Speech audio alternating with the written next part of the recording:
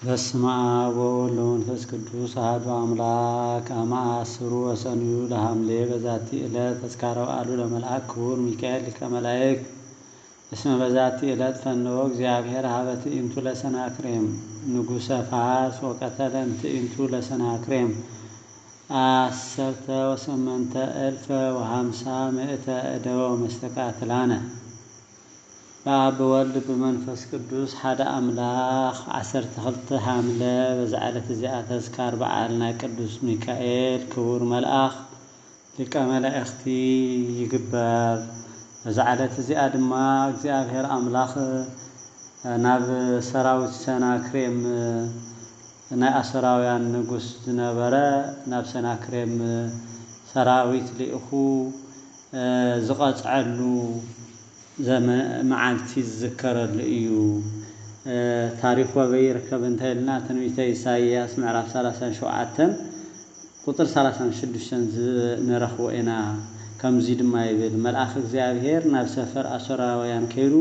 185,000 ሰብኡት ቀተለ ይብል እሞ ክንድዝ ዝኣክል 185,000 ሰራዊቱ ዝተቀተሉ ምክንያት ንእስራኤላውያን ከጥቅዖም ኢሉ መፅኡ ሕዝቅያስ ኣብ ዝነበረሉ ሰዓት ሕዝቅያስ ድማ ቅድሚ ኣምላኽ ብምልማን እዩ ከምዚ ዝብል ንረኽበቱ ታሪክ ወዝንቱኒ ከመዝ ኣገታ ለኢየሩሳሌም ሰናክሬም ፈነ ወላእካነ ሀበ ሕዝቅያስ ዘይጸርፍ ላዕሌሁ ወላዕለ እግዚአብሔር አምላኩ እምበኣር ነታ ኢየሩሳሌም ዓጊቱ ወይ ከዓ ንኸቢቡስ ንሕዝቅያስ ጸረፎ ንሕዝቅያስ ጥራሕ እውን ኣይኮነን ነታ ኣምላኹ እውን እግዚአብሔር እውን እዩ ዝጸረፎ ዘይኣምን ኣሕዛባዊ ስለ ዝነበረ ወይቤ ኢያስትኩም ሕዝቅያስ እንዘይብል ያድህነኩም እግዚአብሔር ወመኑ ያድህነኩም ኢድየ ሕዝቅያስ ኣየስሕትኩም እናበለ እግዚአብሔር ከድሕነኩም እዩ ዝብለኩም ዘሎስ እግዚአብሔር ካብ ኢደይ ከድሕነኩም ኣይኽእልን እናበለ ይፍክር ነበረ እሞ بخمز مخنيات እግዚአብሔር ዝቆጽዖ وحزن ሕዝቅያስ ንጉሰ ይሁዳ ወለብሰ ሰቀ ጾግር ወጸለየ ሀበ እግዚአብሔር ከመ ያድህን ህዝቦ ወኢየሩሳሌም ሃገሮ ናይ ሓዘን ምኽዳን ተኸዲኑ ሕዝቅያስ ግን ንጉሰ ይሁዳ ዝነበረ ሕዝቅያስ ጸለየ ኣብ ቅድሚ ኣምላኹ ለመነ ወጮ ተኸዲኑን ኣምላኹ መሐረኒ ህዝበይ እውን መሐር ህዝብ ሃገር ኢየሩሳሌም እውን ነፃ ውፅኣያ እናበለ ናብ ኣምላኹ ለመነ ወተወክፈ እግዚአብሔር ስእለቶ ፈነወሎቱ ሚካኤል ሊቀ መላእክት ሀበ ትዕይንቱ ለሰናክሬም ንጉሰ ፋርስ እግዚአብሔር ድማ ጸሎቱ ልመነኡ ሰሚዑ ሊቀ መላእክት ቅዱስ ሚካኤል ናብቶም ሰራዊት ናይ ሰናክሬም ናይ ፋርስ ሰብ ዝኾነ ያው አሶር እንተበልና እውን ናብ ፋርስ ገጽያ ፋርስ እውን ሰፊሕ ዝነበረ እሞ ዝናይ ህዚ መበገሲኡ ኣብዚ ሕዚ ሰዓት ኢራን ንብላ ማለት እያ ናቱ ንጉስ ናብ ዝኾነ ሰራዊቱ ናብቶም ሰራዊቱ መልአክ እግዚአብሔር ቅዱስ ሚካኤል ሊእኹ እግዚአብሔር ጸሎት ሕዝቅያስ ሰሚዑ ዝለኣኽኦ እዩ ንመልአክ ንሊቀ መላእክት ሚካኤል ወገብረ መንክረ ግብረ ወአድሃና ለኢየሩሳሌም ወለኩሎም ህዝበ ይሁዳ በፍሉይ ተኣምር ድማ ንኢየሩሳሌም መድሒንዋ ንህዝቢ ይሁዳ እውን ነፃ ውፅኦም ወያድሓኖም ካብ መቕተልቲ ሰናክሬም ወእንደዚ ኣዘዙ መምህራን ቤተ ክርስቲያን ከመ ንግበር ተዝካረ በዓሉ ለመልአክ ክቡር ሚካኤል ሊቀ መላእክት በዛቲ ዕለት መምህራን ናይ ቤተ ክርስቲያን ድማ በዛ ዕለት እዚኣ ናይ ሚካኤል ናይ ቅዱስ ሚካኤል ሊቀ መላእክቲ በዓል ክንገብር ኣዚዞም ወስብሐት ለእግዚአብሔር ቸያነኒ ያድኅነነ በትንበልነ ዝንቱ መልአክ ክቡር ወረድኤቱ ተሃሉ ምስሌነ ለዓለመ ዓለም አሜን። ምስጋና ለእግዚአብሔር ይሁን። ጸሎት ናይ ቅዱስ መልአክ ናይ መልአክ ቅዱስ ሚካኤል በረከት ምስኩላህና ይሁን ምስኩል ህዝብና ምስ ህዝቢ ትግራይ ብፍላይ ድማ ኣብዚ ሕዚ ሰዓት ጨካናት ገፋዕቲ ኣብ ልዕሊኡ ከጥፍእዎ ዘይሰርሕዎ ዘይሃቀንውን ዘይተግበርዎን ጭካነ የለን እሞ ኣምላኽና እግዚአብሔር ጸሎት ናይ ቅዱሳን ሰሚዑ ካብቶም ክፉኣት ኢድ ህዝብና ነፃ አውፅኡ ካብ ዘለዎ መከራ ጸልማትን ጥምየትን ስደትን አውፅኡ ናብ ዓድኹም ልሰልና ብሰላም ንኽመርሐልና ቅዱስ ፈቃድ ይኹነልና አምላክ ቅዱስ ሚካኤል ሰላም ለከረዳይ ቅዱሳን ሰማዕት ወሐዋጤ ጻድቃን ዘውስተ ጾማይት ሚካኤል ፀሐይ ጥኢና ቋሪራን አዝርዕት ያንቀሃኒ ወያንሳአኒ እንዳግም ሞት ውስተ ክነፊከ ዘሃሎ ሕይወት ወበዛቲ ዕለት ኮነ ሰማዕተ አባ ሆር እምሃገረ ስርያቆስ አቡሁኒ ነሃቤ ወርቅ ወሃለወት ሃቲ እህት በዛዕለት እዚ አድማ ካሊእ አቦ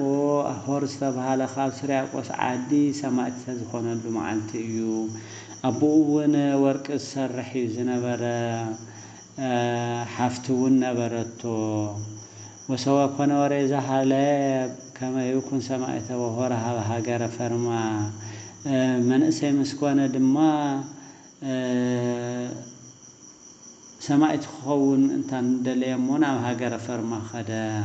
وتأمن بكرم مكونن بغزينا يسوع كريستوس لو تسبحات سماعت مخال مالتها مالتي او قدمتهم زي امنوا مكوننات جزاتي قاتلتي ክርስቲያን በመሆን ካን አብቀን ዝቃትሉ ሰባት በጎይታና በኢየሱስ ክርስቶስ ምስጋና ነው ይኹንሞ በስሙ መስካሪ ዝነበረሞ ከምኡ ገበረ እዚ ድማ ወመኮንን ኮነነ ኩነኔ አብየ ወጥየ እንኩነኔ ወርእዮ መኮንን ዘንተ ተአምረ ዘገብረ እግዚእነ ዲበ እደዊሁ ምን መኮንን ምስለ ብእሲቱ ወውልዱ ወኮነ ሰማዕተ በእዴሁ ለካል መኮንን ምስለ ብእሲቱ ወውልዱ እምባር ነዚ አቦዚ ዓቢ መከራ ጽሐሉ በመስካሩ ምክንያት መኮንን ነው ዝነበረ ዓቢ መከራ ምሰጽሐሉ ግን ጥዒ ኮይኑ ይመላለስ ነበረ እምበር ዘብጽሐሉ ዝነበረ መከራስ ንኽጎድኦ ይከኣለን ዝመኮንን እዚ ግን ዝተኣምር ናይ ጎይታና እዚ ብኢዱ ከም ስራሕ ዘሎ ምስረአየ آمن زمكونن مس بينه يكونن مسبيتون مسدقون آمنوا سمعت الناس دم تقبلوا وعلوا بجمرة مسارد مقتالن زنابرة بفلي تأمر جن سمعتهم قدسان زنابرة سمعت الناس نثاتهم نورة تجارب كل نستم زي آمنوا مدحانة من تان خون مخنيات الحنات خانوا من تاني زنابرة مو تسبع له زساق زنابرة مكونن ويجزائي مسدقون مسبيتون آمنوا بخير كالي مكونن سماعتنا تقبلوا مسدروا لنا الله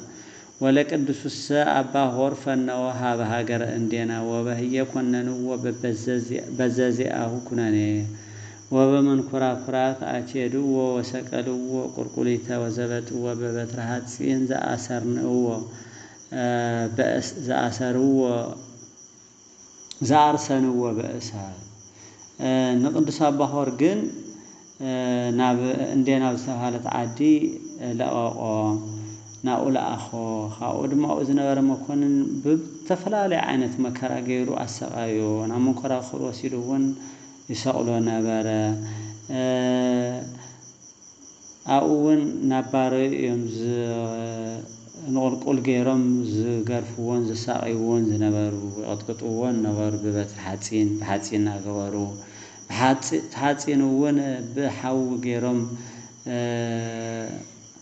زقاصلو ويكا زرسنو يزنبر بو غيرهم يمزقطقطو نورو وسودك انكونناتو عزز مكونن يمترو رسو بسيف ونس اخل اسم زمن تسمعات كل مكر صحيوس ولا حد خم تدل ስለዚህ ኮነሉ ካብ ድኻም ዝተልዓለ ነዚ በቃ ሰይፍኩም ቆሪጽኩም ክሳዱ ቆተልዎ ኢሉ መልእኽቲ አመሓላለፈ ወሰደክ خاو مسيف ودما ناي منግስተ ሰማያት አክሊለስን ተሸለመ ይብለና الله ስብሐት ለእግዚአብሔር ቻነን ይመሃረነ በጸሎቶም ለቅዱሳን ሰማዕት ለዓለም ዓለም አሜን ስጋና እግዚአብሔር ይሁን نعناون بصلوتنا يزم قدسان سماعتات كلهم نزل عالم حلونا امين سلام لهور بهاب اغزيو زتمزجنا عامص لا توقف وبترحاتين رسونا وسواء من يهون صر بيت امر زكونه مثل بسيتو ودچيقو كوينو فلطان بأدويه مكن من سلام من مثل بأسيتو ودچيقو كوينو فلطان بأدويه مكنن آمنه ሰላም ሰላም ለእደው ምእት እስራ ወሰብአቱ ወአንስት እስራ ለሆርት ኢንቱ ወለብዙሃን ሰላም ዘእምድህሬሁ ዘሞቱ በአምሳለ ወይን ዘመሉእ ቅድሃቱ። አምላክ ቅዱሳን አምላክ ሰማዕታት ንዓና ይምሐረና ንህዝብና እውን ሰላም ይሃበና። ወስብሐት ለእግዚአብሔር።